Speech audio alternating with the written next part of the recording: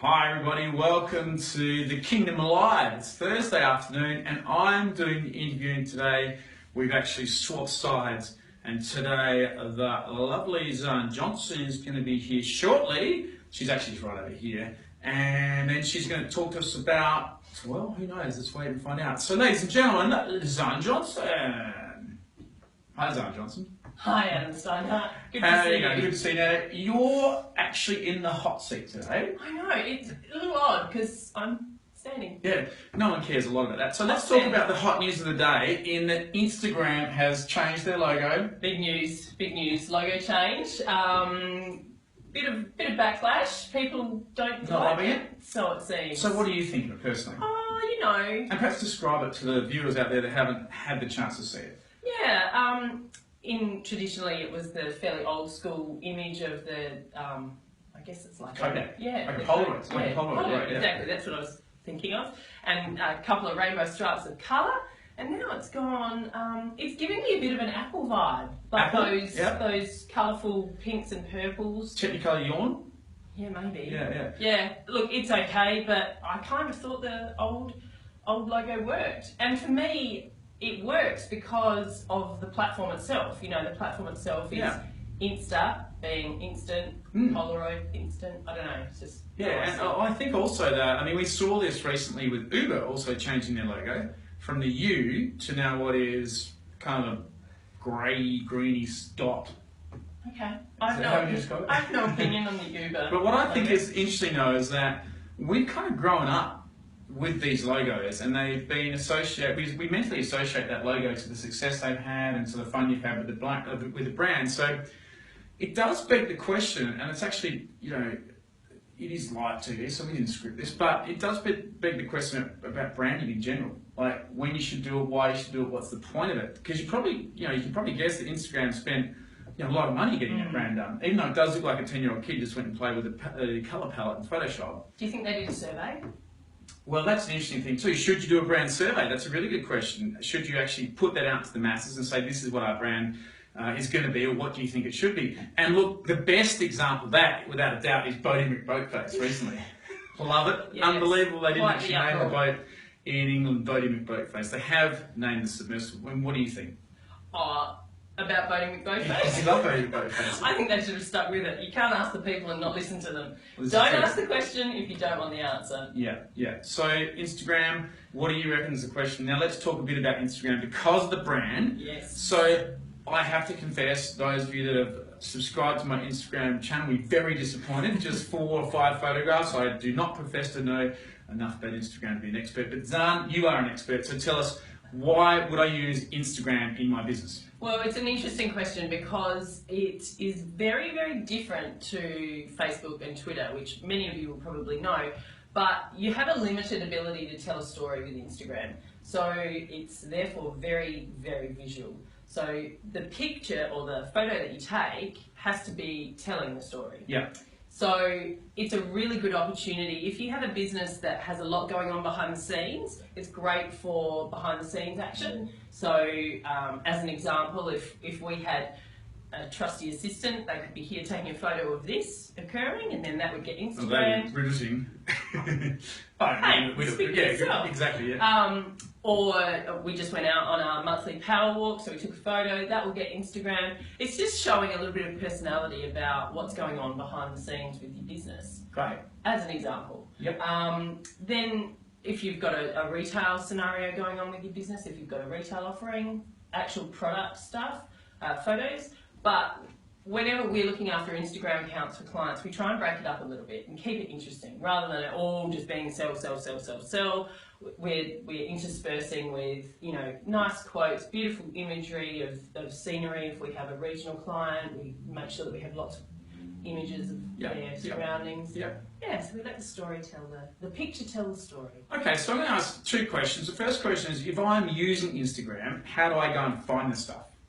How do you find... How do I find the interesting stuff? How do I find the specials of the companies, that, you know, the retail brands? How do I discover it? Yeah, sure. So all Instagram accounts have an Instagram handle, which essentially is how you would go and follow someone new. Yep. But if you were out and about, you might see that someone had an Instagram handle, and you might go and start searching for that in your Instagram account itself in the search bar. Yep. So I think that's a good point, is that particularly in the food industry and the entertainment space and retail, I mean, I actually had a really good Mother's Day experience at Peter Alexander on the weekend, the pajama shop. And, it was a big line. It was a whole bunch of dads at 4:20 on Saturday afternoon doing exactly the same thing I was, which is freaking out about the fact Mother's Day was the next day.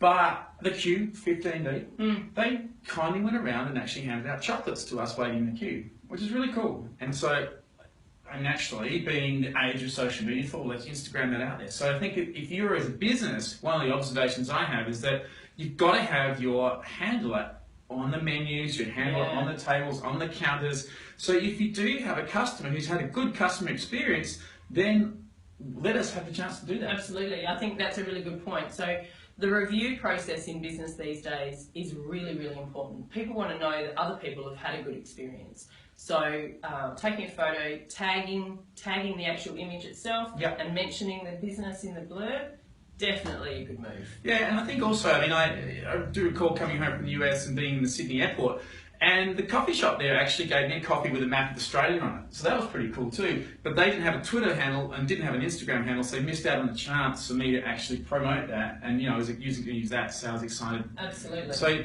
if social media is about... Can I interject? Go, Sorry. rock on. One of the beautiful things about that is what we've seen there is user-generated content, Correct, which means that I, as that business, can then use that image myself within my own social media channels. Perfect, yeah. So that's really important. Yeah, and so I guess even if they, in that situation, it's about being prepared, isn't it? Yeah, definitely. And having someone who is committed to looking after the social media in your business.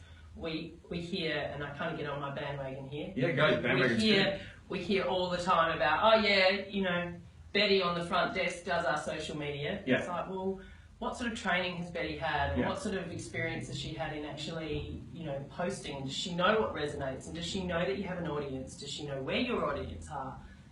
Good point. Okay, so that's from my perspective trying to find the stuff, but what about if a business is trying to get their followers up? What are some of the activities they can engage in to get their Instagram followers up? Yeah, good one. So I'm a big fan of the hashtag. So a hashtag is relevant because it is a searchable word which starts off with the pound sign or the hashtag prior to the word. So do a little experiment if you like, and hashtags are important because they're searchable on Facebook, Google+, not LinkedIn, Twitter and Instagram. So go and do a search on whatever platform you're on. Don't leave us, but after this. Yeah, after. Or you can pause it and come search back. on hashtag Adelaide as an example, and you'll come up with a lot of different content. But if there's a hashtag that's relevant to your business, search on it, all of a sudden you start to see all of this information. Yeah. My advice to people is rather than go and follow those accounts, just like the photo. So you like them, like them, and perhaps interact, comment, great photo, love it. More detail, obviously. Yeah, love it a lot. Love it a lot. Love it so much. Yeah.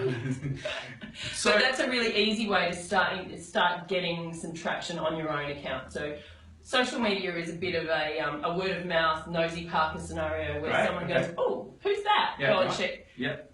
Click on the blue name and go and check out what's going on in your account. Okay, nice. So I guess from that point of view, that's how I get involved. I can search those hashtags and discover what's going on out there. There's other things that you can do as well to increase your followers. Instagram has a really, really strong location service. So I can go and search on businesses that are operating in my area who are also posting on Instagram. So for us here, for example, we're on Walkerville Terrace. I can go and search and it will bring up all of the businesses down Walkerville Terrace who are on Instagram. So you can spread the love that way. Exactly. So it's a nice community feeling and Okay, great. So for those that don't know, Facebook actually owned Instagram, bought them out.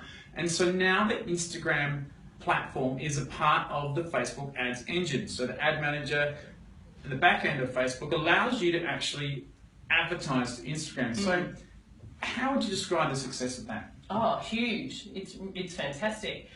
From a business perspective, as a user, you know when you're being advertised to. So what do you see? Because I obviously have already self-confessed I don't use a lot of Instagram, but what do you actually see? So you see an image in the normal sizing, and it has a little sponsored at the top. So okay, so as a brand, we're able to put anything up there? Yeah. Any picture? Yeah. Yep. It has to be a relevant size. Instagram are quite particular about the size that you have to have. Yep. It has to fit that square. Okay. Yep. And so as a business, in that back end of the Facebook Ads Manager, can we have one picture that's seen a lot? Or do we pick our audiences? How does that work? You can have rotating images. Okay, so you could have 6 images, and you can actually control the Ads Manager engine to work out which of those 6 images resonates the best with your audience. Okay, yeah. And then it will show that image for a bit like A/B testing, but not. Good. No, very, very powerful stuff. And so then the next question comes down is, what should I post? I mean, is it really about food all the time? I mean, there's a lot of Instagram going out with food. And so I guess if your business is a food business, then it would start with food. But if your business isn't a food business, then no, not really. Okay. So we touched before on behind the scenes. People love people. So anytime you can get a group of happy, smiley faces together, that's going to resonate with your users, okay? Look at the things that you like looking at on Instagram and see if there's a way of replicating those similar sort of experiences. If you're a brand that has a very strong brand guideline, it's important to look at the colours that you use. Sometimes you might like to stick with a filter, the same filter over all of your images. Okay. And do some research. Have a look at Instagram accounts that you like and look at all of their feed and see why it works, what looks good about the image. Right. You know, there is a skill to taking a good photo with Instagram. And we've got lots of blogs that actually go into detail. You know, don't hold your phone vertically, hold it horizontally. Right. Yeah. Some great apps which will allow you to put text over images, and text over an image is a really good way of getting people's interaction on your image. You could be talking about App of the Day, which is a new section we've got coming up shortly. We're going to segue to that. In fact, why don't we segue to that now? Okay. Because we've introduced a new segment, so we're actually here on The Kingdom Live from Monday through to Thursday, 4 episodes a week, and all the episodes are recorded and then put into our blog at thekingdom.com.au/podcast, which is where our podcast goes as well. So as part of the show, we're going to do App of the Day. And so a great starting app today is our 2 favourites, both doing similar things, WordSwag and Typorama. Yes. So 2 fantastic iOS apps. So it's WordSwag and Typorama. So check them out at the App Store. Obviously, they're not very expensive. But Zan, tell us, what do they actually do? Yeah, so WordSwag, well, they both do the similar thing. They will enable you to take a photo and place text over the top of the photo, but not just boring Arial font, like really cool, funky text. Will also allow you to import, if you have Shutterstock access. Yep, so bring in any photograph. Yeah, any photograph. Different backgrounds, so like fire or a wooden logs or bricks. So stylised and type. Absolutely. Yeah. Yep. Okay. So we use WordSwag and Typorama, and Yep. the majority of our blog header images, I'm telling you like you don't know. No, sorry, excellent. Yeah. Our blog header images are made using these 2 tools, which is awesome because it means we can make them on our phone and they're super fast and easy. Absolutely, and we have learned through plenty of experience that you are getting at least 20 to 30% better engagement when you do actually create an image that has text overlaid on the top. Yeah. There's startling statistics of like the 20% more engagement on Twitter with an image that has text over the top of it. So. Yeah, so that's a great tip. So make sure that you're producing your business images with text over the top so that you do get that better engagement. Okay, fantastic. We use it also for just a fairly simple plain background and then text over the top for quotes, for any quotes that we use to post on Instagram. Great. Now, Zan Johnson, no relationship to Shailene Johnson, who is super popular in the Instagram space. What has she done that's made her Instagram channels, plural, so popular? What has she done there? Yeah, so I was fortunate enough to see Shailene Johnson first in Social Media Marketing World San Diego 2015. And wow, if you ever get the opportunity to watch one of her videos, this girl is a pocket rocket. But what she has done is effectively set up 5 or 6 different Instagram channels, which all have a very set niche. So if I, as a user, if I approach one of her Instagram channels, I know exactly what I'm going to get from that channel. And it might be exercise videos or what Shailene wore today, or motivational quotes, etc., etc. Great. Which is really important for Instagram. People want to go to your account knowing what they're going to get. There's no point people coming to the Kingdom Instagram account and me showing them photos of food. No, because but that's what you also... not what we do. No. It's not what we do. No, we don't do food. No, we don't do food. Okay. So And we don't it's really all do what about we would eat. Yeah. it's all about staying true to what your brand is, having relevant content, and not deviating and people going, hey, why am I following this guy? This is bounce. So the big question, ROI, return on Instagram. Absolutely, Yeah, return on Instagram. So how does a business justify putting in the effort for Instagram and making it happen? Well, I think there's two sides to this. There's the advertising and public relations side, which is kind of an outgoing experience for your business. Pushing out information. And then there's the internals. So we've seen some really successful examples of employee takeovers, where he gives the Instagram account to one of his staff members for a weekend, and they go and use Instagram and post as the business, and it shows some personality. So from a HR perspective, it's getting some buy-in internally, a bit of fun. But the one big thing about Instagram, and you know, we as inbound marketers, we're all about the call to action. There's only one call to action in Instagram. What's that? And that sits in the profile, the small link that you have. Okay. So I would recommend, if you are going to start using Instagram, definitely put your website URL in there to start with. But as you build up content and exciting blogs and things that you want to get out there, change that URL over to a bit.ly of another page on your website that you're hoping to get to. Great, and so that's where you record the traction. And then you can reference that back in a blog, an Instagram post. See the link in the bio. Now I'm going to put you on the spot here. Last question, Excellent. I promise. The Snapchat versus Instagram. Is Snapchat taking over? Yes, I think it is if you're a millennial. Right. Surprisingly, I'm not. I know, right? So for the millennial age demographic from 18 to 24s, it's all about Snapchat. Right, yep. Snapchat is a beast. It's taken text messaging and Instagram out of the hands of these 18 to 24-year-olds, and it's all about Snapchat. Right. People Snapchat one another as, you know, I'm picking up milk, I'm on my way home, photo. Yeah. So for me, Instagram is still probably my platform of choice. Really? Okay, yeah. But as I said, I'm not a millennial. But for me, Instagram. I like that you can bring your personality through with Instagram. Great. Alrighty. So there you have it. That's the ins and outs, twos and fro's of Instagram. If you've got any questions for us, we actually love questions. We do get the occasional question. That absolutely makes our day. And if you want to see the back catalogue of the Kingdom Live broadcasts, they are on our website at www.thekingdom.com.au/podcast. They are there. Each one has got some blog text to go with it. Plenty of articles, over 380 articles now on our website, so plenty of content there. Lots on Instagram. Those links will be in the blog too if you want to learn more. But in the meantime, thanks very much for seeing us this week, and we'll catch you again next week when we're back on the Kingdom Live. See you later. Bye.